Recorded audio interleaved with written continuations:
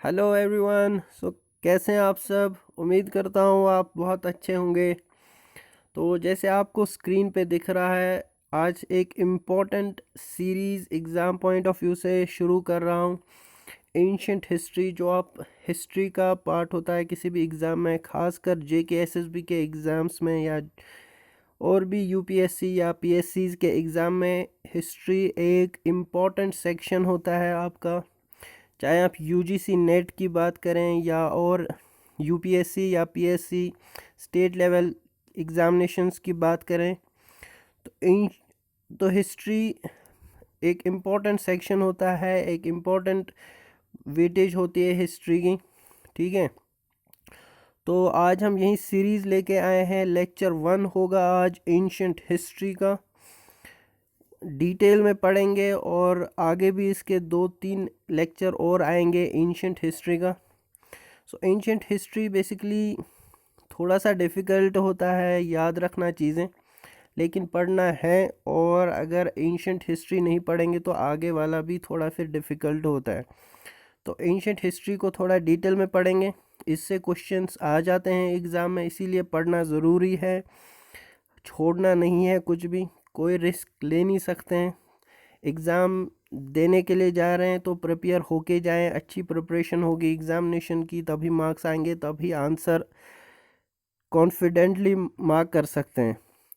तो चलिए, अगर आप चैनल पे नए आए हैं तो सब्सक्राइब कर लीजिए। बहुत इम्पोर्टेंट सीरीज़ आ रही है एंशंट हिस्ट्री, पूरा हिस्ट्री कवर होगा, एंशंट, मेडिवल, मॉडर्न, आपका नेशनल मूवमेंट, फ्रीडम स्ट्रगल जिससे बहुत क्वेश्चंस आ जाते हैं एग्जामिनेशंस में, चाहे एंट्रेंसेस की बात करें या और भी बहुत सारे एग्जामिनेशंस में। तो चैनल को सब्सक्राइब कर लें और वीडियो पसंद आए तो लाइक ज़रूर कीजिएगा। एक इन्फॉर्मेशन ये है कि आप हमारा टेलीग्राम ग्रुप ज्वाइन कर लें, क्योंकि वहाँ पे ही आपको हर वीडियो का PDF मिलता है। वहीं पे हम PDF अपना अपलोड करते हैं और भी बहुत सारा कंटेंट वहाँ पे अवेलेबल है, आप फ्री में उसको डाउनलोड कर सकते हैं, रीड कर सकते हैं। ठीक है तो चलिए शुरू करते हैं हमारा टॉपिक आज का, एंशंट हिस्ट्री। तो ये है हमारे नोट्स एंशंट हिस्ट्री के। तो चलिए पहले देखते हैं एंशंट हिस्ट्री के सोर्सेज क्या है हमारे पास। तो देखिए, हिस्ट्री सोर्सेज इसमें 2 तरह के हैं। ठीक है, तो पहले हिस्ट्री देख लेते हैं। देखें, रिटन एविडेंसेस है हमारे पास अवेलेबल, प्री हिस्ट्री और प्रोटो हिस्ट्री, जो हमारे पास 2 पीरियड्स है हिस्ट्री के। तो इसको थोड़ा सा पढ़ लेते हैं क्या है ये। तो चलिए पहले सोर्सेज देख लेते हैं हिस्ट्री के क्या है हमारे पास। ठीक है, अगर प्री हिस्ट्री की बात करें, दैट इज़ जो हिस्ट्री और प्रोटो हिस्ट्री। ठीक है, prehistory that is before history, before written evidences जो हमारे पास हैं, उससे पहले की जो हिस्ट्री है उसको प्री हिस्ट्री बोलते हैं। उससे रिलेटेड हमारे पास कोई भी रिटन डॉक्यूमेंट नहीं है, रिटन सोर्सेज नहीं है। हाँ, जो आर्कियोलॉजिकल एविडेंसेस हैं वो अवेलेबल है हमारे पास, जो स्टोन एज कुछ इंस्क्रिप्शंस हैं, लेकिन वो भी अभी तक डिसिफर नहीं हुई हैं, उनका हमको डिकोड नहीं कर पाए हैं वो लैंग्वेज। ठीक है, तो प्री हिस्ट्री जो हमारे हैं कुछ उसका रिटन एविडेंस नहीं है। अगर प्रोटो हिस्ट्री की बात करें तो रिटन एविडेंस अवेलेबल है, बट वो अभी तक हम डिसिफर नहीं कर सकें। दैट मीन्स कि वो अभी तक इस फॉर्म में नहीं ला सके हम कि उसको अंडरस्टैंड करें। ठीक है, तो सोर्सेज की अगर बात करें तो सोर्सेज हमारे पास लिटरेचर में है और हमारे पास आर्कियोलॉजिकल जो एविडेंस है वो है। तो लिटरेचर है सोर्स 1। सोर्स 2 की बात करें तो आर्कियोलॉजिकल एविडेंस, इंस्क्रिप्शंस, कॉइन्स और अकाउंट्स ऑफ द फॉरेनर्स। ठीक है, तो अब देखते हैं क्या है लिटरेचर भी है। लिटरेचर जो हमारा है वो इंडियन लिटरेचर है, एक फॉरेन सोर्सेज है हमारे पास। तो अगर लिटरेचर की बात करें, हमारे पास है इंडियन लिटरेचर में भी दो तरह के सोर्सेज है हमारे पास। एक है रिलीजियस, एक है सेक्युलर। रिलीजियस में हमारे पास जो प्रोमिनेंट सोर्सेज हैं वो वेदास हैं। आपने बुक्स में पढ़ा होगा, अपने स्कूल में पढ़ा होगा। ठीक है, वेदास के बारे में, वेदास मेंशन हुए हैं, एनसीईआरटी बुक्स में मेंशन्ड हैं, ठीक है। फिर ब्राह्मणास, आर्यंगास और उपनिषद्स आपने एनसीईआरटी में इनके बारे में पढ़ा होगा, ठीक है। सेक्युलर में हमारे पास क्या है? सेक्युलर में हमारे पास एपिक्स है, जो हिस्टोरिकल इवेंट्स है वो हमारे पास हैं, ठीक है। एपिक्स मतलब जो भी हिस्ट्री में इवेंट्स हुए हैं किसी पर्टिकुलर पीरियड में, तो उनको एपिक्स कहते हैं। प्लेज हैं जो इस हिस्ट्री बेस पे प्ले हुए हैं, जिनको आप ड्रामा भी कहते हैं, ठीक है। बायोग्राफीज़ है हमारे पास बहुत सारी अवेलेबल, और पुरानास हमारे पास अवेलेबल है।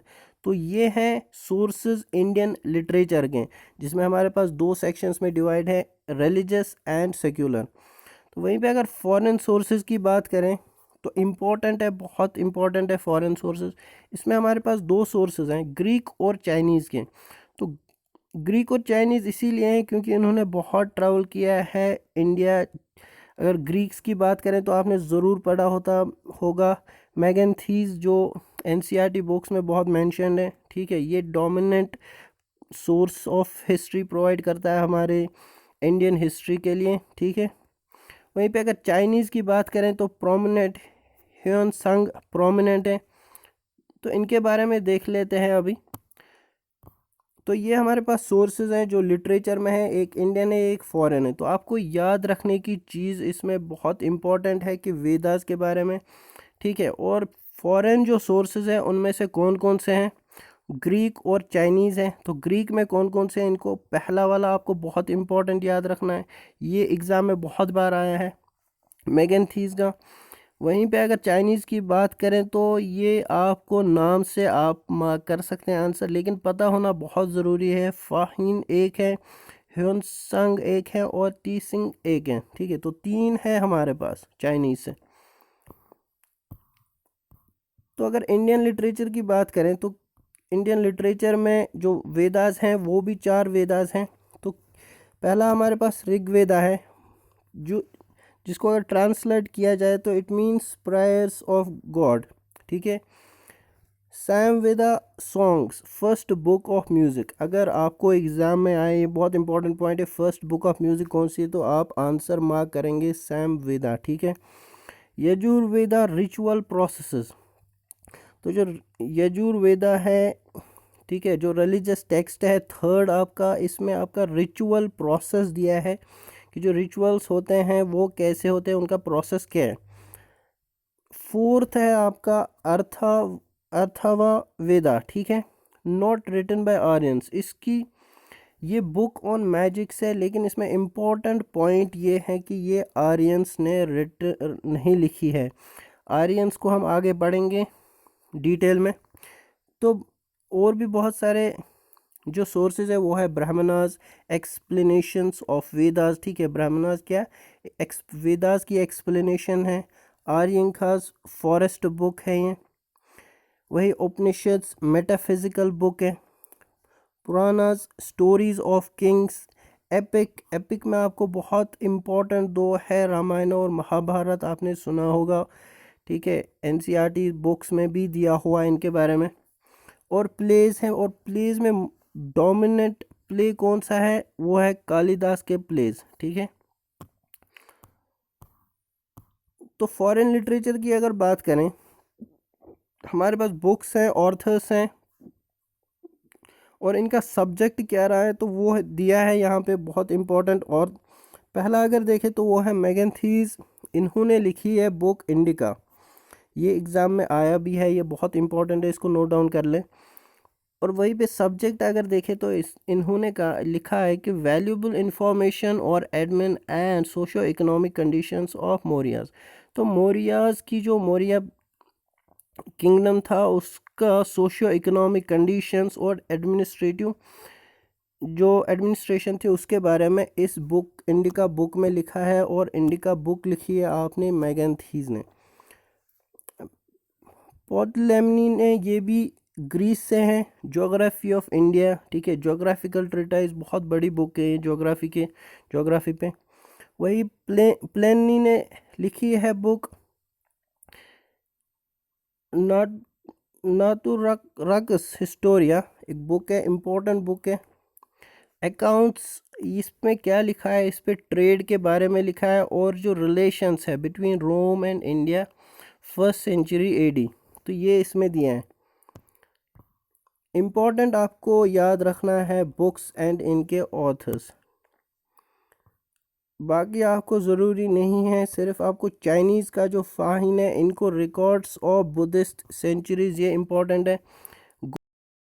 गुप्ता ने रिकॉर्ड किया है, records the Gupta empire in 5th century AD। वहीं पे हैनसेंग बुद्धिस्ट रिकॉर्ड्स, ये इन्होंने भी बुद्धिस्ट रिकॉर्ड किया है of the western world, describes the social economic and religious conditions of India in 5th century AD। ठीक है, हर्षवर्धन।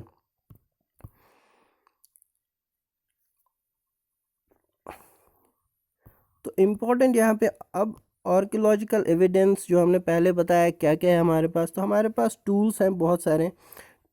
टेक्नोलॉजी के थ्रू जो टूल्स हमें मिले हैं एक्सकेवेशन के दौरान, वो आर्कियोलॉजिकल एविडेंस में आता है। रिमेन्स, जो फ्लोरा एंड फौना के रिमेन्स हैं, जैसे फूड हैबिट्स एनिमल्स नोन, तो वो हमको यहाँ से पता चलता है। ठीक है, coins, economy, मेटलॉजी, Kings, area rule. तो मेटलॉजी का मतलब अगर आप जाने तो इसका होता है जो हमारे पास मेटल्स की इंफॉर्मेशन होती है, एक बेसिकली साइंसेस में इम्पॉर्टेंट है। तो जो मेटलिक इंफॉर्मेशन होती है वो भी यहाँ से मिली है, कौन कौन से मेटल यूज़ किए हैं इस दौरान, तो वो भी हम पढ़ेंगे। Remains of settlements, civilisations and social inequalities. तो सेटलमेंट्स में जो रिमेन्स रहे हैं, जो भी एक्सकेवेशन के दौरान, जैसे हड़प्पन सिविलाइजेशन में बहुत कुछ मिला है, तो उससे बहुत सारा हमको नॉलेज मिल गया कि ये कौन सी चीज़ें यूज़ करते थे, कौन से मेटल्स यूज़ करते थे, कैसे रहते थे। ठीक है, खाना पीना क्या होता था, इनका मेन क्रॉप्स क्या थे, तो वो हमें इसी से पता चलता है, जो भी सेटलमेंट्स के रिमेन्स थे हमारे पास। तो इंस्क्रिप्शंस क्या हमारे पास है, आर्कियोलॉजिकल सर्वे में क्या इंस्क्रिप्शंस जो मिली हैं, बहुत सारी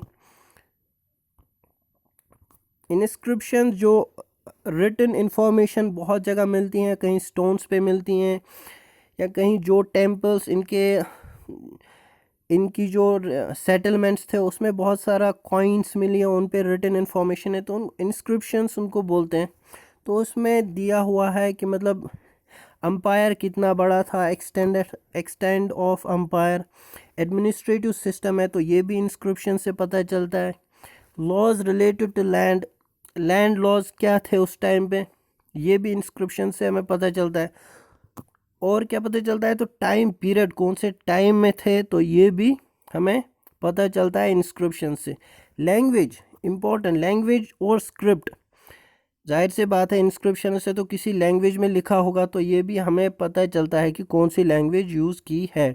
मोनूमेंट्स में जैसे बिल्डिंग्स आता है, बिल्डिंग मटेरियल, तो इससे हमें पता चलता है कि बिल्डिंग में कौन कौन सा मटेरियल यूज़ हुआ है, क्या मटेरियल यूज़ करते थे, क्या एक कच्चे मकानों में रहते थे, या ईंटें जो थी वो कैसी कच्ची थी, मिट्टी की थी या पक्की ईंटें थी, ये सब हमें इससे पता चलता है। टेक्नोलॉजी क्या टेक्नोलॉजी यूज़ होती थी, ये स्टोन्स यूज़ करते थे या मेटल्स यूज़ करते थे। ठीक है, आर्किटेक्चर कैसा था, ये कैसे बिल्डिंग्स में रहते थे, सेटलमेंट कैसा था, ठीक है, प्लान्ड था, अनप्लान्ड था, ये सब हमें पता चलता है सोर्सेज ऑफ हिस्ट्री जो है उनसे, इंस्क्रिप्शंस और मोनूमेंट्स से। तो एंशियंट प्री हिस्ट्री जो पीरियड है हमारा, इस दैट इज़ जो हिस्ट्री से पहले, इसमें कोई रिटन हिस्ट्री बोला जाता है। सो प्री हिस्ट्री, ठीक है, प्री हिस्ट्री में 3 पीरियड्स में डिवाइड किया गया है। पहला हमारा है पैलियोलिथिक पीरियड, दूसरा है हमारा मेसोलिथिक पीरियड, और थर्ड है हमारा नियोलिथिक पीरियड। तो पैलियोलिथिक पीरियड को हम ओल्ड स्टोन एज भी कहते हैं, ठीक है। It is also called old stone age. तो ये बहुत इजी है याद रखना, ज़्यादा इस पे क्वेश्चन बन सकता है कि ओल्ड स्टोन एज कौन से पीरियड को कहते हैं या न्यू स्टोन एज कौन से पीरियड को कहते हैं। सो इसके बारे में थोड़ा सा आप यहाँ पे ध्यान दें। ये कौन सा पीरियड है, ये है 5 lakh to 10,000 BC।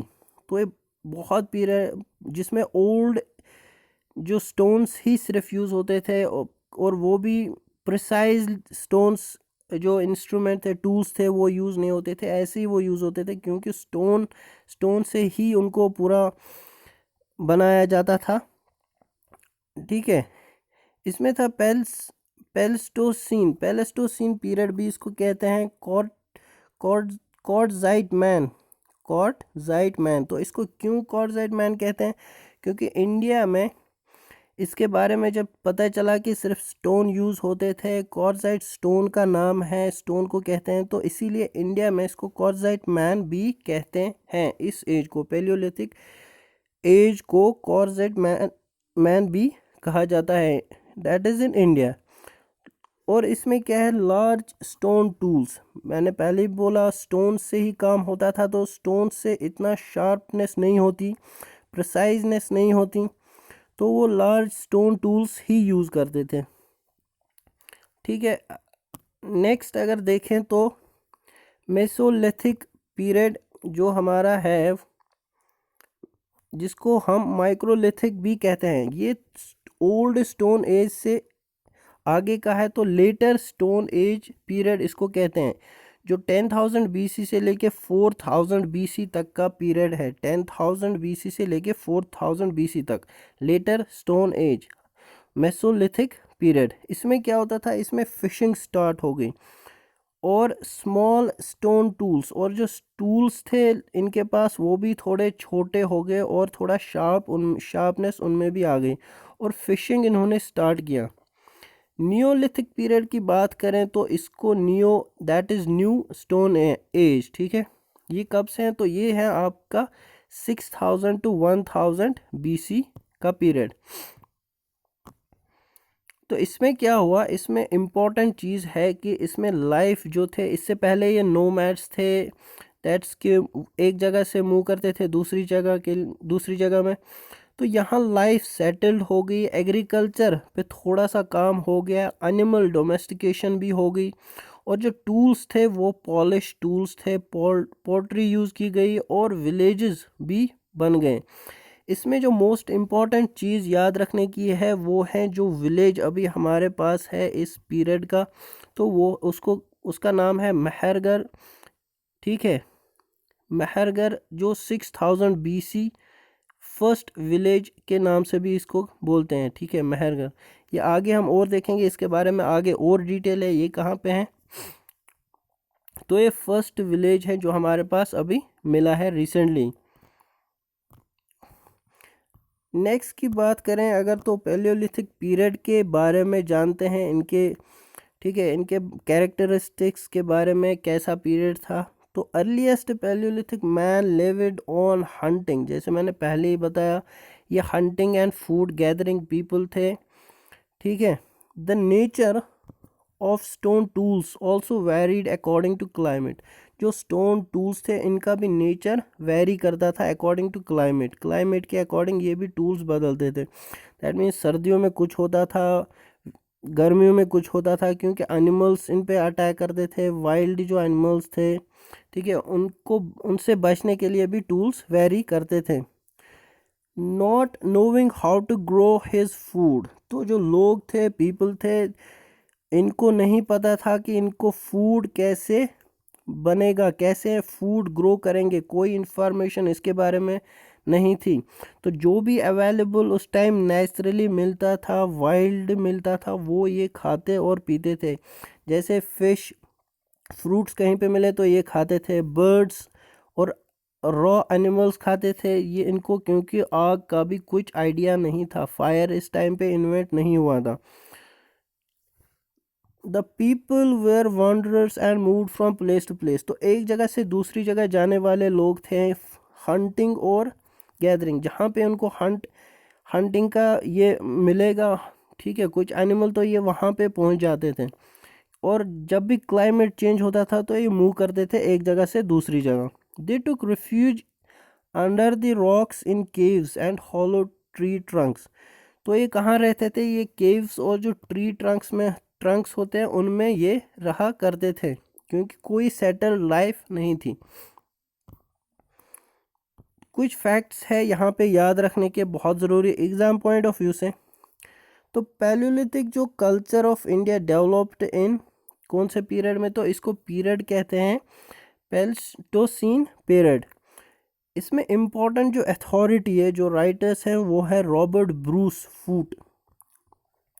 Robert Bruce Foote was the first to discover a Paleolithic stone in India in 1863। First to discover, इसमें क्वेश्चन आ सकता है, तो who was the first to discover palaeolithic stone in India? तो ये थे आपके रॉबर्ट ब्रूस फूट, जिन्होंने कब किया था डिस्कवर? तो ये था 1863 में, ठीक है। नेक्स्ट की बात करें तो Palaeolithic research in India got a boost only with the coming of Yale in 1935।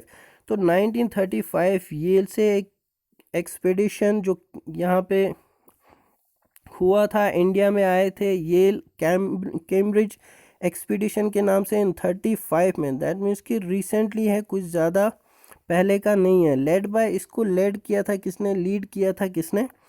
डेटरा and पेडरसन ने, ठीक है। तो ये दो इसके लीडिंग पर्सनालिटीज़ थी।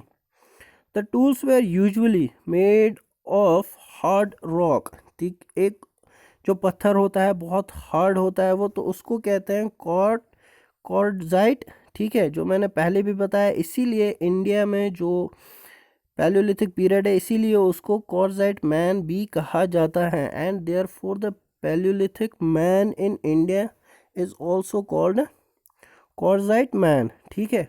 तो मैंने पहले भी बताया, आपको इम्पोर्टेंट है तो नोट डाउन कर लीजिए। नेक्स्ट है मेसोलिथिक एज। सो मेसोलिथिक एज जो है ये 10,000 से लेके 4,000 BC तक है। It was transitional between palaeolithic and neolithic ages. Palaeolithic और नियोलिथिक के बीच का एज है ट्रांजिशन, जहाँ पे पैलियोलिथिक से ओल्ड स्टोन एज से न्यू स्टोन एज में एक पीरियड आता है, तो उसको कहते हैं हम मेसोलिथिक पीरियड। इसकी कैरेक्टरिस्टिक्स टूल्स क्या थे? तो ये जो टूल्स थे ये थोड़ा छोटे होते थे, स्मॉल इन साइज होते थे, लेकिन होते थे किसके? स्टोन के। Mesolithic people lived on hunting, fishing and food gathering. तो इसमें दो चीज़ें इनको पता चल गई, एक है फिशिंग, ठीक है, और फूड गैदरिंग ये पहले ही करते। तो एक चीज़ एक्स्ट्रा मिली है, वो है फिशिंग, इनको इसमें पता चल गई। आगे थोड़ा देखते हैं। तो अर्लीस्ट डोमेस्टिकेशन ऑफ एनिमल्स है also been witness from Madhya Pradesh and Rajasthan. So पहली जो डोमेस्टिकेशन ऑफ एनिमल्स है, दैट मीन्स जो एनिमल्स लोगों ने पालना शुरू किए, तो इसका एविडेंस मिला है कहाँ से? वो मिला है राजस्थान और MP से, ठीक है। MP और राजस्थान में इसका एविडेंस मिला है।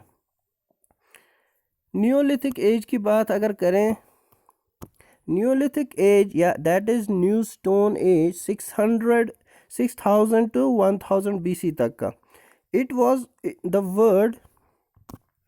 the word Neolithic was first coined by Sir John Lubbock in 1865। John लूबॉक, ठीक है, इन्होंने ये वर्ड कॉइन किया था 1865 में। इसमें जो इम्पोर्टेंट इनको नया कुछ देखने को मिला, तो वो है हमारे पास एनिमल डोमेस्टिकेशन, ठीक है। एग्रीकल्चरल प्रैक्टिसेस भी इसमें शुरू हुए थे, एग्रीकल्चर लोग थोड़ा जान गए थे, ठीक है। Grind and polished stone tools, देखो हम स्टोन एज की बात कर रहे हैं, तो टूल्स अभी भी इनके पास स्टोन के ही थे, लेकिन थोड़ा सा शार्प थे, थोड़ा सा ग्राइंड थे, और पॉलिश टूल्स थे, स्मॉल इन साइज भी थे, और जो पॉटरी होती है उसको भी मैन्युफैक्चर करना शुरू किया था। दैट मीन्स जो मिट्टी के आपके खाने पीने की चीज़ें होती थी वो इन्होंने मैन्युफैक्चर करना शुरू किया था। प्री हिस्टोरिक फाइंडिंग्स क्या है हमारे पास? तो फाइंडिंग्स देखो, हमारे पास बीम बेट का होमो सैपियंस केव, पेंटिन रॉक शेल्टर्स, तो ये हमें मिला है। निवासा एविडेंस ऑफ कॉटन, तो इनमें क्वेश्चन बन सकता है आपका कि निवासा में क्या फाइंडिंग्स थी, कि किससे रिलेटेड है? तो एविडेंस ऑफ कॉटन। एट्रेंजिखेदा, ठीक है, ये टेक्सटाइल से रिलेटेड है, तो इसमें से हमें क्या इंफॉर्मेशन मिली है कि ये टेक्सटाइल यूज़ करते थे। हेस्टिनापुर अगर देखें तो इसमें पता चला वाइल्ड शुगर केन की इंफॉर्मेशन यहाँ से मिली है। इनम गांव स्टैचू ऑफ मदर गॉडेस, ठीक है। मेहरगढ़, ये भी मैंने पहले ही बताया है, अर्लीस्ट एविडेंस ऑफ एग्रीकल्चर यहाँ से पता चली है। तो ये कहाँ पे है मेहरगढ़? तो ये है आपका बलूचिस्तान में। सेटल्ड लाइफ भी यहाँ से हमको इन्फॉर्मेशन मिला है, ठीक है। तो ये एविडेंस आपको याद करना है, ये इम्पोर्टेंट है, ठीक है। इसमें से क्वेश्चन आ सकता है एग्जाम में।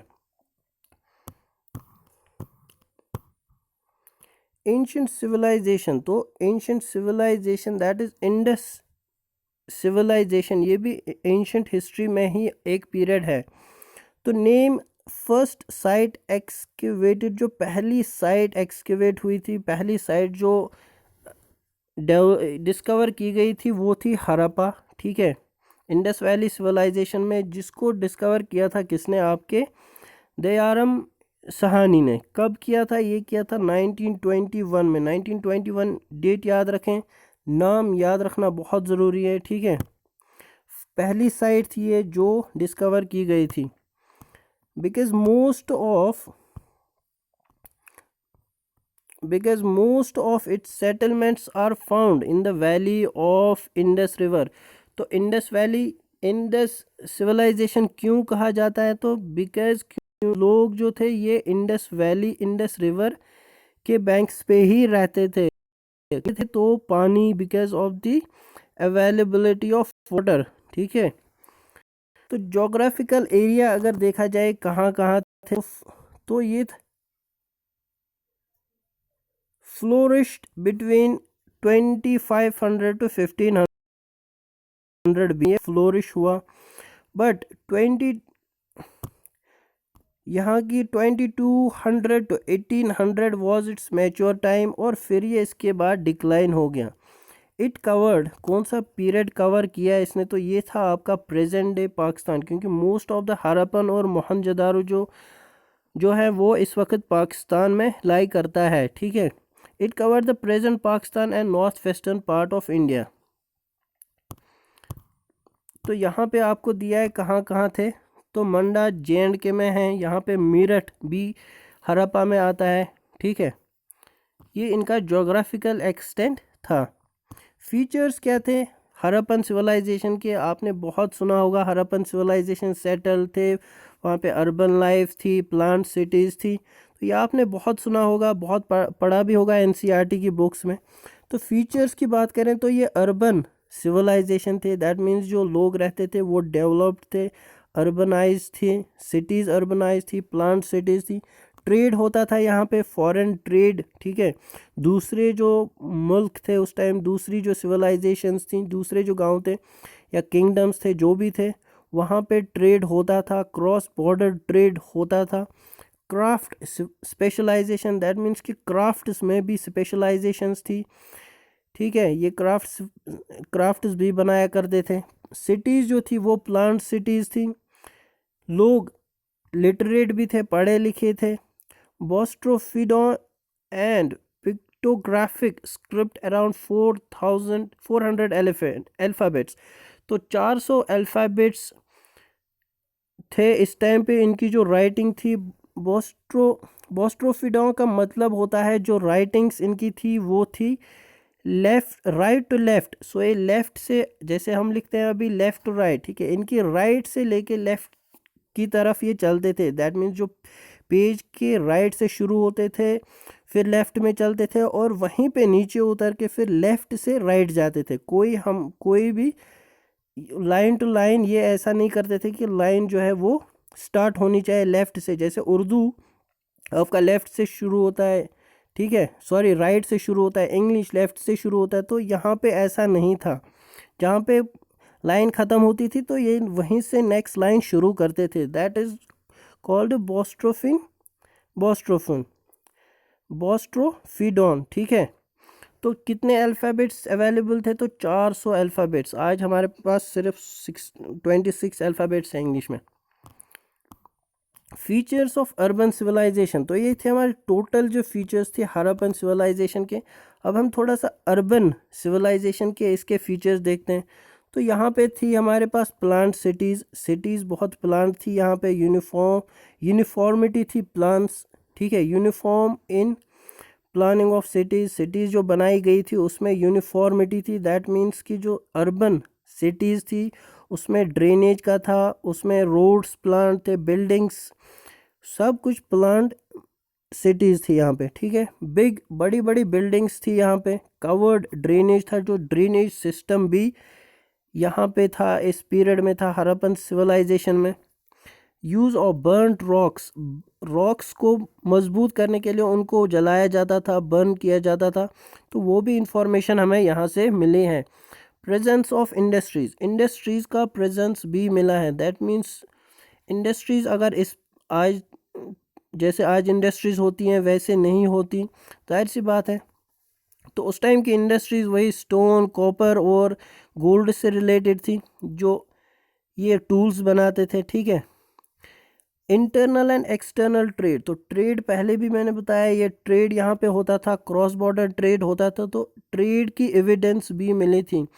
तो जो किंगडम्स थे ये आपस में ट्रेड भी करते थे।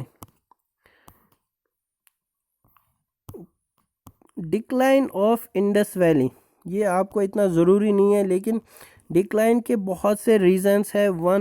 पहला कहते हैं कुछ एक्सटर्नल एग्रीगेशन हुआ है, यानी एक्सटर्नल किसी दूसरे किंगडम ने अटैक किया है, इन्वेड किया है, या रिवर सिस्टम कुछ जो है वो अनस्टॉपेबल, कुछ पानी वानी ज़्यादा बढ़ गया था रिवर में उसकी वजह से, या नेचुरल क्लाइमेटिक फ्लड्स की वजह से, क्लाइमेट चेंज हो गया उसकी वजह से।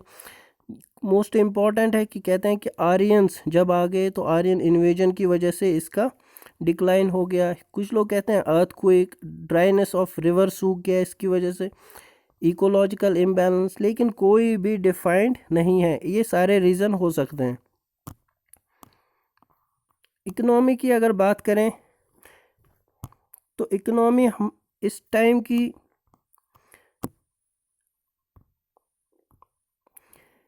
हड़प्पन्स प्रैक्टिस बार्टर सिस्टम, तो बार्टर सिस्टम प्रैक्टिस किया जाता था। बार्टर सिस्टम की बात करें that means goods exchange for goods, कोई पैसा का यूज़ नहीं होता था। फॉर एग्जांपल मुझे राइस अगर लेना होता तो मैं किसी को यहाँ से वीट दूंगा या कुछ और भी जो भी मेरे पास गुड्स हैं वो देता, वो वहाँ से राइस देता, ठीक है।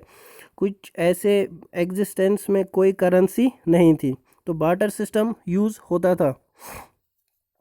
प्रोड्यूस्ड वीट, बार्ली, पीज और जावर, ये कुछ इम्पोर्टेंट थे, ठीक है। जो एग्रीकल्चरल प्रोडक्शन था, प्रोड्यूस था इनका, वो वीट था, बार्ली, पीज, जावर, रागी, ये सारे चीज़ें थे। और अगर एनिमल्स की बात करें तो इनके पास ऑक्सन हुआ करता था, buffalo, goat, sheep, domestic fowls, pigs were domesticated, ठीक है। Thriving agricultural economy, that means कि ये सारे जो एग्रीकल्चर प्रोडक्ट्स थे तो जाहिर सी बात है एग्रीकल्चर पे ही डिपेंडेंट थे। आज भी इंडियन इकोनॉमी कितनी है, अराउंड 52% ऑफ जो एम्प्लॉयमेंट है वो एग्रीकल्चरल सेक्टर में ही है। तो इस टाइम पे पूरा एग्रीकल्चर इकोनॉमी ही थी, ठीक है। पॉलिटिकल लाइफ की अगर बात करें तो इस पे ज़्यादा एविडेंस नहीं है कि पॉलिटिकल लाइफ क्या एग्जिस्टेंट, कोई गवर्नमेंट, कोई सिस्टम अवेलेबल था इनके पास, ये कोई सिस्टम प्रैक्टिस करते थे या नहीं। तो there is no idea about the political organisation of the Harappans, तो कोई आइडिया नहीं है कि इनका पॉलिटिकल ऑर्गेनाइजेशन था भी या नहीं था। परहैप्स जो Harappan rulers were more concerned with commerce, लेकिन ये जो रूलर्स थे इस टाइम, अगर रूलर्स थे तो वो ज़्यादा उनका कंसर्न कॉमर्स या जो ट्रेड के साथ था, या कॉन्केस्ट्स दैट मीन्स इन्वेजन्स, इनके इससे ज़्यादा कंसर्न नहीं थे। तो इनका ज़्यादा जो कंसर्न था वो था किससे, कॉमर्स के साथ। And Harappa was possibly ruled by class of merchants, ये कहता है कि क्लास ऑफ मर्चेंट्स जो उस टाइम पे ट्रेडर्स थे, बिजनेसमैन थे, वही हरप्पा पे रूल करते थे। रिलीजन की अगर बात करें तो रिलीजन एग्जिस्टेंट में था यहाँ पे। तो जो चीफ मेल डाइटी इस वक्त उस टाइम पे जो था तो वो था पशुपति महादेवा। तो ये इस टाइम पे मेजर जो इस पूजा करते थे वो ज़्यादा इन्हीं की करते थे। रिप्रेजेंटेड, ये कहाँ से पता चला है, क्योंकि बहुत सारी जो सील्स उस टाइम पे थी, यूज़ की जाती थी, तो उन पे इनका, ठीक है, ये मिला है। As a sitting in yogic posture on a low and having three faces 2 horns, तो ये इनका बहुत सारे और भी जो यहाँ पे चीज़ें जो जिनकी पूजा की जाती थी, ठीक है, बहुत जैसे सन की जाती थी, कुछ नेचुरल जो चीज़ें थी, बहुत सारे एनिमल्स की भी करते थे। तो यहाँ पे तो चीफ मेल डाइटी जो था वो था आपका पशुपति महादेवा, वहीं पे फीमेल डाइटी में, ठीक है, चीफ, तो वो थी मदर गॉडेस, जिसकी depicted in various to please the goddess, तो ये बहुत जगह इनका भी डिपिक्टेड थी ये, ठीक है, इनकी पिक्चर भी, दैट मीन्स जो ड्राइंग थी वो बहुत जगह पे मिली है। देयरफॉर, ठीक है, there is sufficient evidence for the prevalence of phallic worship, तो phallic worship का भी evidence है, that means जो,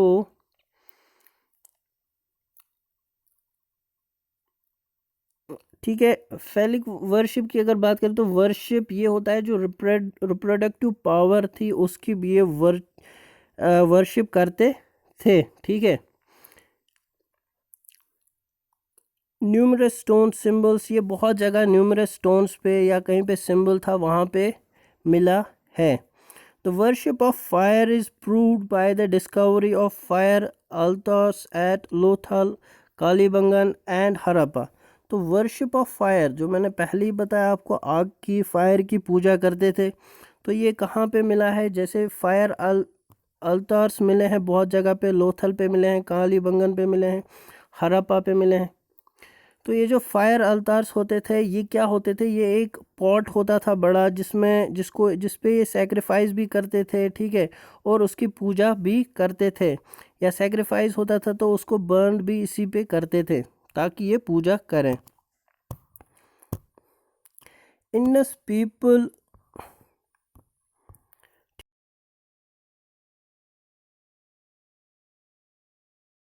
ठीक है, in God in the form of trees, तो ट्रीज की फॉर्म में भी ये वर्शिप करते थे, पाइपल ट्री था, एंड एनिमल्स, जैसे यूनिकॉर्न एनिमल था उसको भी ये वर्शिप करते थे। दे बिलीव्ड, गोस्ट्स की पे बिलीव करते थे, इविल फोर्सेस, एंड ये एम्यूलेट्स कुछ यूज़ करते थे उनसे प्रोटेक्शन के लिए, जो, ठीक है, तो जो गोस्ट्स, इविल फोर्सेस थी उन पे ये बिलीव करते थे।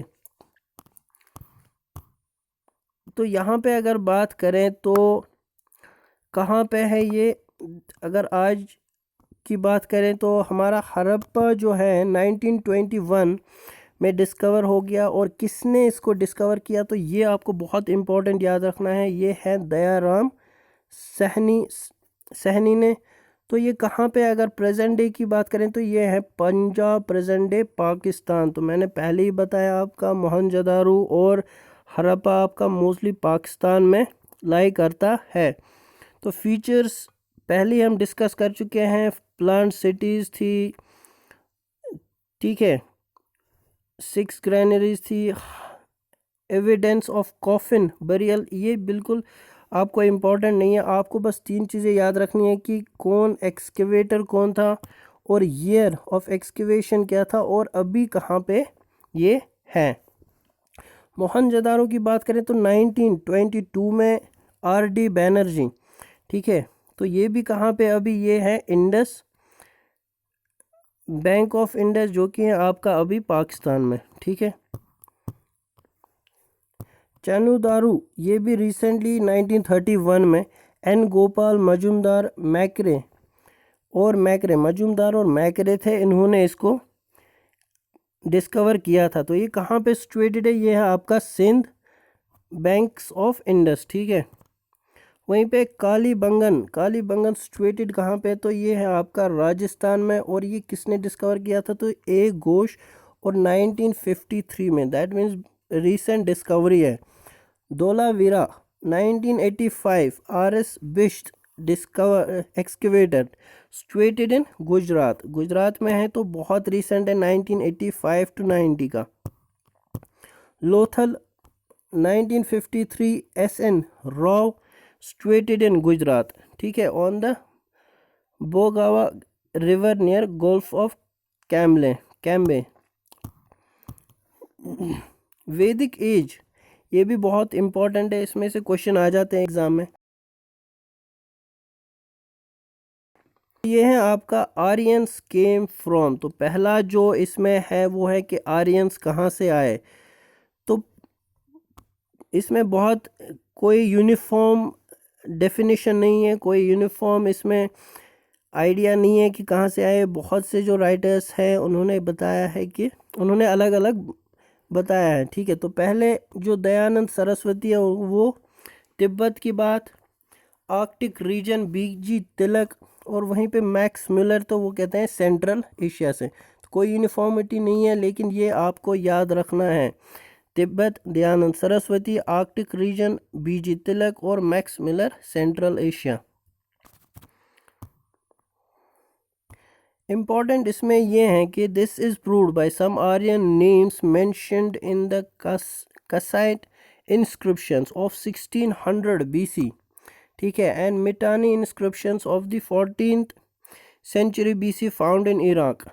तो ये क्या सजेस्ट करते हैं दैट जो आर्यंस थे मूव्ड फ्रॉम कहाँ से, towards west, that means west की तरफ इन्होंने मूव किया ईरान से, और ये पहुँचे कहाँ पे आपके इंडिया पे, प्रेजेंट डे इंडिया पाकिस्तान, ठीक।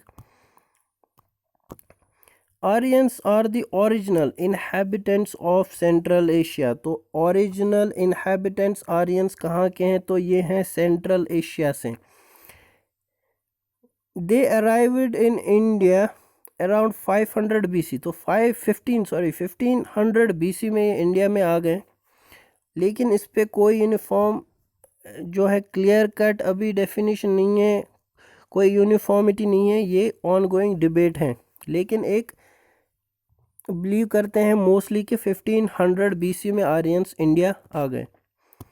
The region where the Aryans settled in India was called Sapta Sindhu, तो सप्ता सिंधु जहाँ ये सेटल हो गए आर्यंस फॉरेनर्स, इनको Sapta Sindhu also known as Indus plus गंगर, ये यहाँ पे, तो सप्ता सिंधु बिलीव करते हैं कि यहाँ पे ये आर्यंस सेटल हो गए। द आर्यंस एस्टैब्लिश देमसेल्व्स, इन्होंने खुद को एस्टैब्लिश किया, इन्होंने जो नेटिव्स यहाँ पे थे, रहने वाले थे, ओरिजिनल इनहेबिटेंट्स थे, उनको हराया और उनको बोला कि तुम लोग दासास और दासीयुस हो।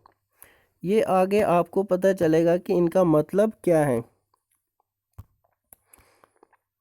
The Aryan spread to Indo Gangetic plains in later Vedic period, तो लेटर जो वैदिक पीरियड थे इन्होंने स्प्रेड करना शुरू किया, ठीक है, और came to be known as Aryavarta, that is 1000 BC to 600 BC. The Aryans were the first people in India to know the use of iron. तो इम्पॉर्टेंट पॉइंट है यहाँ पे, इम्पॉर्टेंट क्वेश्चन आप मार्क कर लें।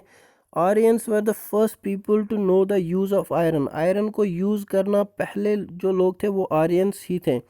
उन्होंने अपने साथ हॉर्सेस भी लाए थे, जो हॉर्सेस क्योंकि उससे पहले नहीं थे। तो use of iron and horses, first people ये कौन थे? आर्यंस थे। ट्राइबल पॉलिटी, तो पॉलिटी की अगर बात करें दैट मीन्स कि गवर्निंग सिस्टम क्या था? जो ट्राइबल का चीफ होता था, chief was the protector of the tribe और जना, ट्राइब या जना, ठीक है, इसका जो चीफ होता था वो प्रोटेक्टर होता था, वो इसको गार्डियन होता था। However he did not possess unlimited powers, लेकिन पावर्स इसकी लिमिटेड थी, अनलिमिटेड नहीं थी।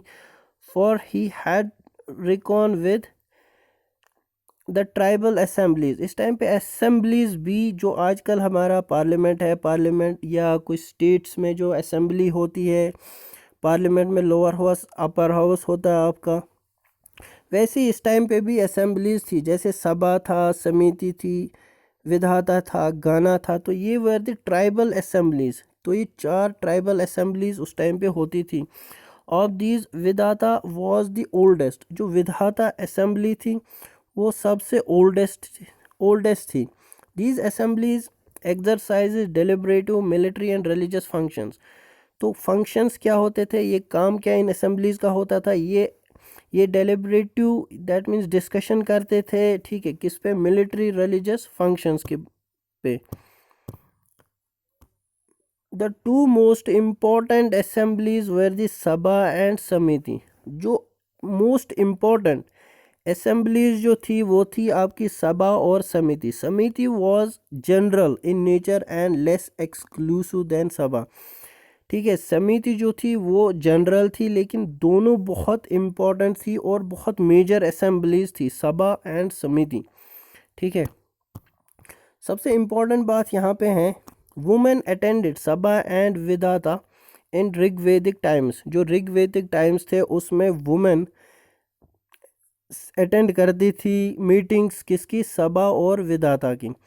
ए फ्यू नॉन मोनार्कल स्टेट्स, कुछ non monarchical states are described whose head was ganapati, ठीक है। कुछ स्टेट्स जिनको डिस्क्राइब एज ए किया करते हैं गणपति, वो नॉन मोनार्कल थी। दैट मीन्स कि उनके पास राजा बादशाह किंग नहीं होते थे।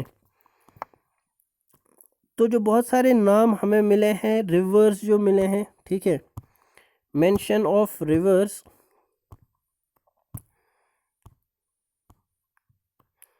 रिवर्स का मेंशन अगर ऋग्वेदा में मिला है तो वो है आपके ये सारे, गोमती, क्रूमी, कुबा, ठीक है, सरस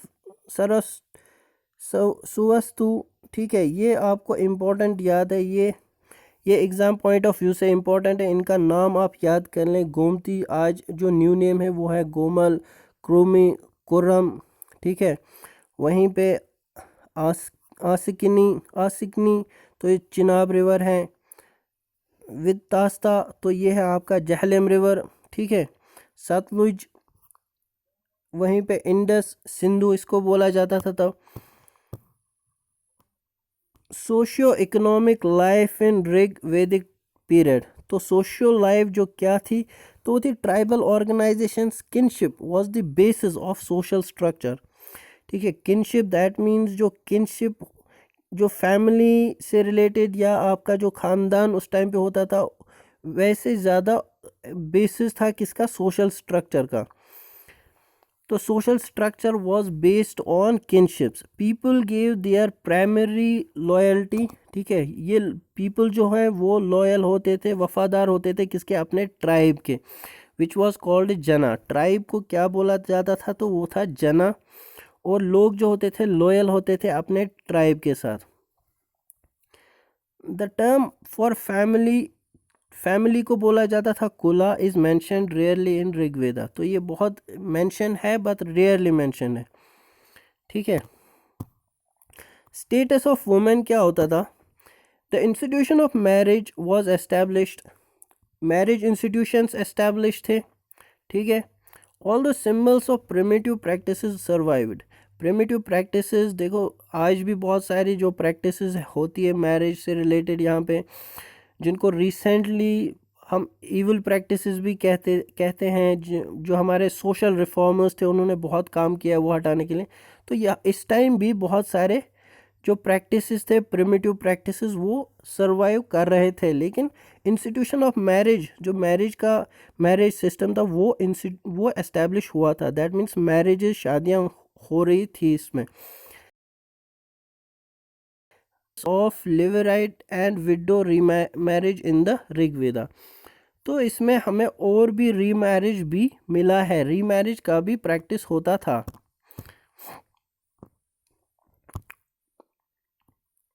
the status of women was equal to man. सबसे इम्पोर्टेंट बात यह है कि जो वुमेन का स्टेटस होता था वो इक्वल टू मैन था। और they receive open Yana and education, इनको एजुकेशन भी मिलता था। ओपन याना का मतलब है जो एक सेरेमनी होती थी इस टाइम पे, और उस टाइम जो यंगर जो किड्स थे उनको ये बिलीव किया जाता था कि वो अब तैयार हैं रिलीजियस रेस्पॉन्सिबिलिटीज़ के लिए। तो उनको एक सेरेमनी में एक धागा दिया जाता था, धागा, थ्रेड सेरेमनी उसको बोलते थे, वो उनको बांधा जाता था। ठीक है। वहीं पे अगर मैरिज की बात करें तो मोनोगैमी यहाँ पे होता था, जिसमें एक हस्बैंड होता। ठीक है। वहीं पे पॉलीगैमी या एक से ज़्यादा हस्बैंड होते थे। और वहीं पे पॉलीएंड्री वर आल्सो नोन। तो पॉलीएंड्री दैट मीन्स कि एक वाइफ के एक से ज़्यादा हस्बैंड होना। ठीक है। वहीं पे वर्ना सिस्टम की बात करें, ये भी इस टाइम पे एग्जिस्ट हुआ था।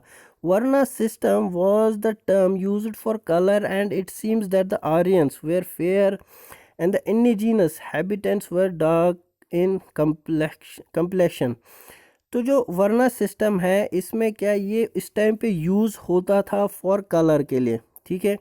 तो आर्यंस जो थे, जो सेंट्रल एशिया से आए थे, ये थोड़ा फेयर थे, गोरे थे शक्ल में।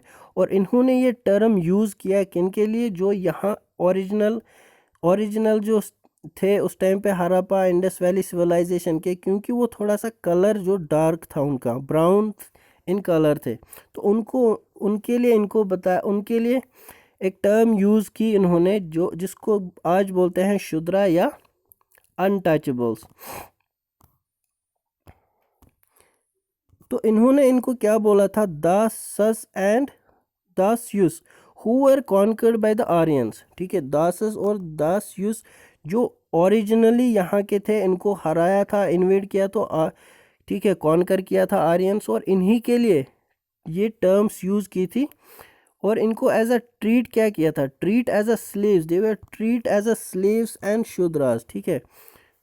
Treated as slaves and called Shudras, जो जिनको अनटचेबल्स आज कहा जाता है। Gradually the tribal society was divided into 3 groups. तो ट्राइबल सोसाइटी 3 ग्रुप्स में डिवाइडेड थी, warriors, priests and people. The fourth division था उसको बोला जाता था Shudras. They were thrown out of the main city. तो सिटी के बाहर वो रहते थे, और उनको देवर क्या, अनटचेबल्स उनको बोला जाता था ऋग्वेदिक पीरियड में। ठीक है। In the age of Rigvedic divisions based on occupation had started. जो डिविजन्स ऑक्यूपेशन के बेसिस पे होते थे, जैसे आपका ब्राह्मण क्लास था, वो उनका ऑक्यूपेशन प्रीस्टिस था। वहीं पे अगर जो क्षत्रियाज थे, देवर वॉरियर्स, वो आर्मी में आपके होते थे। वहीं पे अगर वैश्याज थे तो वो आपके एग्रीकल्चरलिस्ट्स होते थे। और वहीं शूद्रा जो लास्ट था, वो सर्विंग पीपल थे। अपर जो 3 क्लास थे उनको सर्व करते थे। लेकिन ये डिवीजन इस टाइम पे इतना शार्प नहीं था। ठीक है। ऑक्यूपेशंस बेस पे ऑक्यूपेशन पेस्टोरल, एग्रीकल्चरल इस टाइम मेन ऑक्यूपेशन थी। Aryans did not lead a settled life. तो एक सेटल्ड लाइफ इन्होंने लीड नहीं की, although they use several animals. ठीक है। ये भी बहुत ज़्यादा इन्वेजन, फाइटिंग और वॉर्स करते थे। The Rigvedic people possessed better knowledge of agriculture. जो इस टाइम के लोग थे, ऋग्वेदिक पीरियड के जो पीपल थे, वो उनको एग्रीकल्चर का नॉलेज अच्छा था।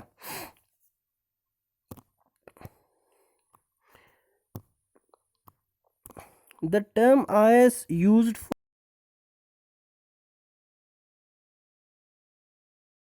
फॉर इम्पोर्टेंट पॉइंट ये है कि मेटल इस टाइम पे यूज़ होना शुरू हो गया था। कॉपर और ब्रोंज सबसे अर्लीस्ट जो नॉन मेटल्स थे वो कॉपर और ब्रोंज ही था, तो इनको यूज़ करना, इस पे काम इस टाइम पे शुरू हुआ था। So they were non metals at the time. Metals known to, कौन कौन से मेटल्स नोन थे इस टाइम पे? तो गोल्ड था, गोल्ड को बोला जाता था हिरानिया, वहीं पे आयरन था तो शायमा, वहीं पे कॉपर था तो इसको आयस। तो तीन मेटल जो नॉन मेटल्स थे they were gold, iron and copper. Early Vedic religion, अगर रिलीजन की बात करें तो इससे पहले भी हम थोड़ा इसको पढ़ चुके हैं। तो they did not believe in idol worship, जो आइडल वर्शिप है उस पर बिलीव नहीं करते थे। They worshipped forces of nature, ठीक है। Vedic gods have classified into तीन कैटेगरीज में थे, तो टेरेस्ट्रियल, एटमॉस्फेरिक एंड सेलेस्टियल। तो terrestrial that means on land, land पे जो होता था वो इस टाइम पे वर्शिप करते थे। एटमॉस्फेरिक, जो कुछ atmosphere that means in atmosphere में थे तो उसको भी वर्शिप ये करते थे। सेलेस्टियल बॉडीज़ जैसे सन या स्काई में, या इसको डिवाइनली भी एंजल्स और जो इस उस टाइम पे कुछ सुपर नेचुरल पावर्स पे बिलीव करते थे। वहीं पे नेक्स्ट थोड़ा देखें तो Indra, Agni and Varuna were the important gods. तो तीन इम्पोर्टेंट गॉड्स जो थे वो थे इस टाइम पे Indira, Agni and Varuna. Prithvi, Saraswati, Usha and Aditi, ठीक है, वेर फीमेल डाइटीज। तो ये फीमेल डाइटीज थी, पूजा किया जाता था इस टाइम पे। They were not given the same position as male gods. हाँ, थोड़ा सा वहाँ पे डिस्क्रिमिनेशन था कि जो फीमेल गॉड्स थे इनको सेम पोजीशन नहीं दिया जाता था, ठीक है। ऋग्वेदिक गॉड्स, इसमें इंद्रा सबसे पहले, he was the most important divinity. Most important कौन थे? तो वो थे आपके इंद्रा गॉड, ठीक है। ही, अच्छा, warlord, he played the role of warlord leading Aryan soldiers to victory against the demons. इनके ऊपर जो ऋग्वेदा में 250 हाइम्स इनके लिए डिवोटेड है। He was associated with thunder and storm. तो ये किसके गॉड थे, इनको किसके साथ एसोसिएट किया जाता था? तो वो थे थंडर एंड स्टॉर्म। वहीं पे अग्नि गॉड, तो सेकंड इम्पोर्टेंट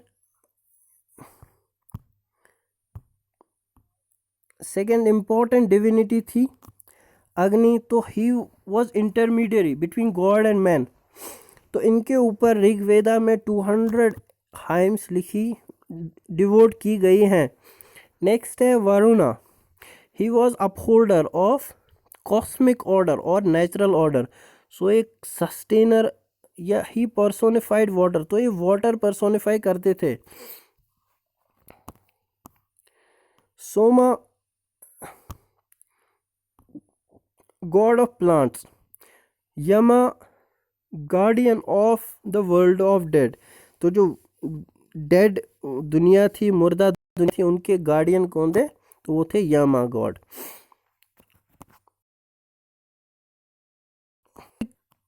ठीक है। लेटर वैदिक की अगर बात की जाए तो लेटर वैदिक इकोनॉमी, तो पॉलिटिकल ऑर्गेनाइजेशंस इस टाइम पे थी, एग्जिस्ट में ये पहले भी थी, ठीक है।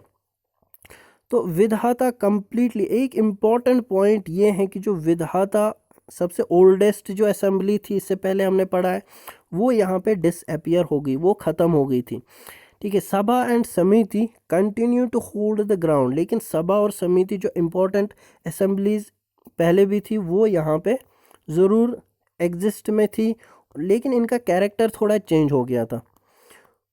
इम्पॉर्टेंट पॉइंट यहाँ पे है, जो वुमेन पहले अलाउ किया जाता था, उन वुमेन पार्टिसिपेट करते थे सभा और समिति में, लेकिन यहाँ पे they were no longer permit to sit in sabha and it was now dominated by males and nobles and Brahmans, ठीक है। तो ये अब ब्राह्मण्स और नोबल्स इसको डोमिनेट करते थे। दैट मीन्स वुमेन्स की जो प्रेजेंस थी वो ख़त्म हो गई थी। द फॉर्मेशन, ठीक है, द टर्म राष्ट्र आप बहुत सुनते होंगे। तो राष्ट्र which indicates territory first appears in this period.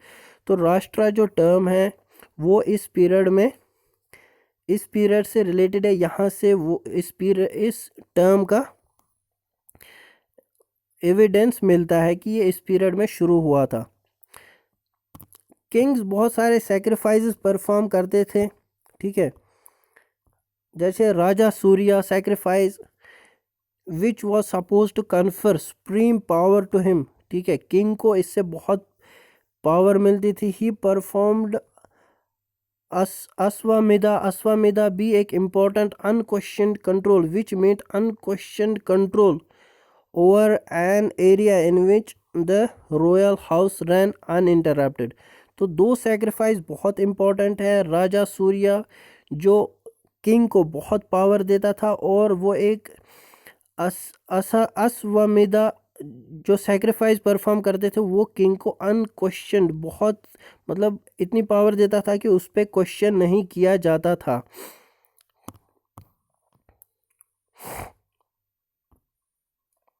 Even in later Vedic times the king did not possess A standing army. एक इम्पॉर्टेंट पॉइंट यहाँ पे ये है कि किंग के पास एक स्टैंडिंग आर्मी नहीं होती थी, कोई रेगुलर आर्मी नहीं थी। जब ज़रूरत पड़ती थी तो वो जो लोग थे उनको आर्मी में लेते थे, ठीक है, मस्टर्ड जो, ठीक है, mustered in times of war and according to जितना जैसे ज़रूरत पड़ता था वैसे किंग हायर कर देते।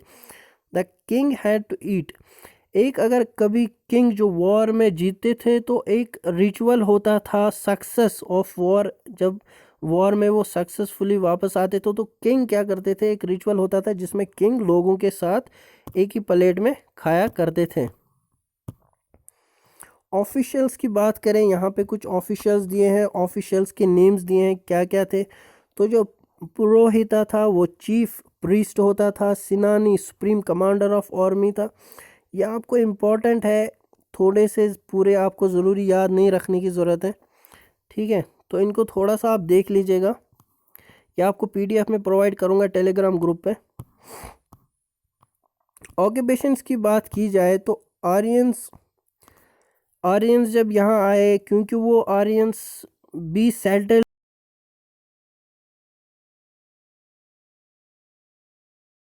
नहीं क्लास अब था, उन्होंने ऑक्यूपेशन डिवाइड की थी। खुद को उन्होंने एज ए प्रीस्ट क्लास बताया और सबसे ऊपर हायरार्की में थे। तो they lived now A sedentary life, एक ऐसी लाइफ जिसमें वो ज़्यादा काम नहीं करते थे, एक रेस्ट सा लिया उन्होंने। Domesticated animals and cultivated on greater scale than earlier sugar cane. तो शुगर केन इन्होंने कल्टिवेट करना शुरू किया। कैटल एनिमल था, ये डोमेस्टिकेट होता था, most important domesticated animal. Wheat जो चीफ क्रॉप था उसको कल्टिवेट किया जाता था। राइस ज़्यादा नॉलेज नहीं थी, ठीक है, ये क्रॉप इम्पॉर्टेंट नहीं था इस टाइम पे। और भी चीज़ें जो पल्सेस थी वो कल्टिवेट होती थी। सोशल ऑर्गेनाइजेशन की अगर बात करें तो यहाँ पे 4 वर्नास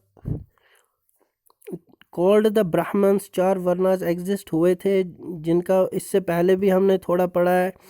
ब्राह्मण्स, रायन्यास या क्षत्रियास इनको कहते हैं, वैश्यास एंड शूद्रास, ठीक है। Each was assigned with it is duty. तो ब्राह्मण्स प्रीस्ट क्लास थे, ठीक है, क्षत्रियास वॉरियर्स थे, वैश्यास आपके जो एग्रीकल्चरिस्ट थे, और शूद्रास ये इन तीनों की सर्विस करते थे। यहाँ पे all the 3 higher varna shared one common future. एक कॉमन फ्यूचर इनमें ये था कि दे वर नोन एज दिविजास। दिविजास मतलब जो 2 बार बॉर्न होते थे, twice born, that is they were entitled to upanayana और investiture with the sacred thread. तो इसके बारे में इससे पहले भी बता चुका हूँ मैं, ये एक थ्रेड फंक्शन होता था जिसमें इनको एंटाइटल्ड, ये अपर 3 क्लासेस दैट इज ब्राह्मणास और क्षत्रियास वैश्यास एंटाइटल्ड थे, शूद्रास इसके लिए एंटाइटल्ड नहीं थे। द फोर्थ, जैसे मैंने पहले बताया, जो फोर्थ वर्नास था वो इसके लिए वो डिप्राइव्ड, वो इसके लिए एंटाइटल नहीं था, दैट मीन्स शूद्रास। गोत्रा सिस्टम यहाँ पे एग्जिस्टेंस में था, तो गोत्रा सिस्टम की बात करें तो क्या है ये? The institution of gotra appeared in the later Vedic, तो literally it means cow pen और place where the cattle belonging to the whole clan are kept, that means जो पूरी खानदान है, क्लान है, जहाँ पे इनकी कैटल हुआ करती थी, ये इसका लिटरल मीनिंग है। लेकिन गोत्रा क्या है? जो पूरा क्लान, एक क्लान को गोत्रा कहते हैं। Clan had regarded as a mechanism for widening socio political, people began to practice gotra exogamy. No marriage could take place between persons belonging to same gotra or having same ancestor.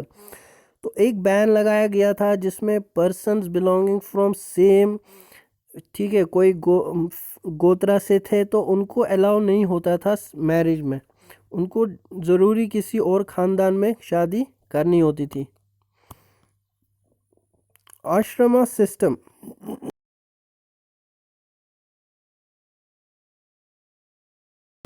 था। आश्रमास और 4 stages of life were not well established in early वैदिक times, तो पहले नहीं थे, लेकिन 4 वैदिक, ये 4 आश्रमास कौन थे? ये थे ब्रह्मचारी, जो that means student, grihastha that means जो हाउस होल्डर होता है, vanaprastha that means partial retirement, और sannyasa complete retirement. But only 3 mentioned in the Vedic text में, लेटर वैदिक टेक्स्ट जो है उसमें 3 ही का मेंशन था। लास्ट और the 4th stage had not been well established in later Vedic times. 4th ashrama only mentioned in Jabala Upanishad, ठीक है। रिलीजन्स की प्रैक्टिस की बात करें लेटर वैदिक पीरियड में, तो religions practised were, that means the 2 outstanding Rigvedic gods were Indira and अग्नि,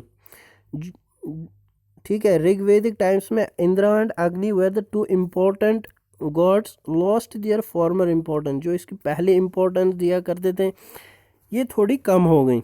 on the other hand Prajapati the creator, जो प्रजापति है और द क्रिएटर, उन्होंने एक सुप्रीम पोजीशन ऑक्यूपाई उनका हो गया था।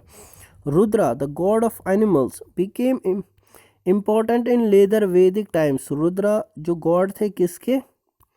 एनिमल्स के, वो इम्पोर्टेंट लेटर वैदिक में उनका इम्पोर्टेंस बढ़ गया। Vishnu came to be conceived as the preserver and protector of people, Vishnu जो थे उनको preserver and protector of people, god of preserver and protector थे वो।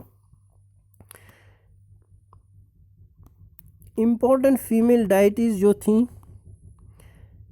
That were Usha goddess of dawn, Aditi mother of gods, Prithvi earth goddess, Aranyani forest goddess and Saraswati river deity. Sacrifices became far more important, इस time पे sacrifices became far more important and they assumed both public and domestic character, बहुत important sacrifices हो गए और उनको एक domestic और public character में भी मिल गया था। that means कि they sacrifices were performed in public as well as domestically, ठीक है। the guests were known as गोखना, ठीक है, गोखना, ठीक है। गेस्ट जो आते थे उनको नाम, उनको बुलाया जाता था गोखना। दे वर फेड ऑन कैटल, उनको कैटल से, ठीक है, who were fade on cattle. Early वैदिक और लेटर वैदिक, थोड़ा सा यहाँ से डिफरेंस दिया गया है, आप इसको थोड़ा सा देख लें, ज़्यादा इम्पोर्टेंट नहीं है, ये हमने पहले ही पढ़ चुका है। आपका इससे रिवाइज हो जाएगा। ठीक है, इसमें आयरन यूज़ था, इसमें अर्ली वैदिक में स्टोन पीरियड था। तो टोटल आज हमने इम्पोर्टेंट